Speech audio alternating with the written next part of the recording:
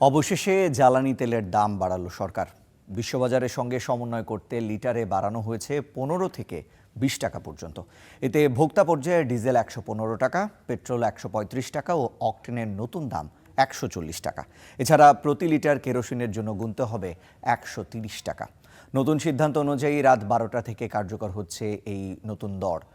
এর আগে সর্বশেষ 1 ফেব্রুয়ারি যে দাম নির্ধারণ করা হয়েছিল সেই দামের তুলনায় এবার সব ধরনের জ্বালানি তেলের লিটারে উল্লেখযোগ্য দাম বৃদ্ধি দেখা গেছে।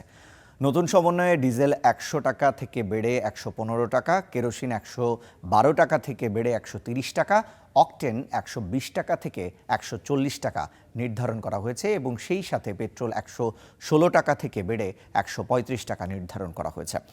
বিদ্যুৎ, জ্বালানি ও খনিজ সম্পদ বিভাগ এক বিজ্ঞপ্তিতে জানিয়েছে, আন্তর্জাতিক বাজার পরিস্থিতির সঙ্গে সামঞ্জস্য রাখতে এবং সরবরাহ ব্যবস্থাকে স্থিতিশীল রাখতেই এই মূল্য সমন্বয়।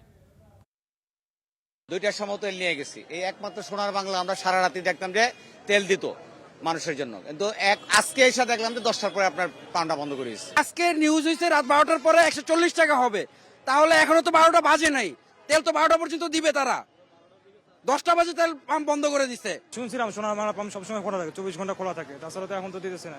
আমি ভাই 3 ঘন্টা ধরে দাঁড়াই না, সরকারের রেটে যদি তেলের দাম বাড়ে আমরা ওই রেটেই তেল নেব, তাহলে ওই রেটেই ও তেল দেখ।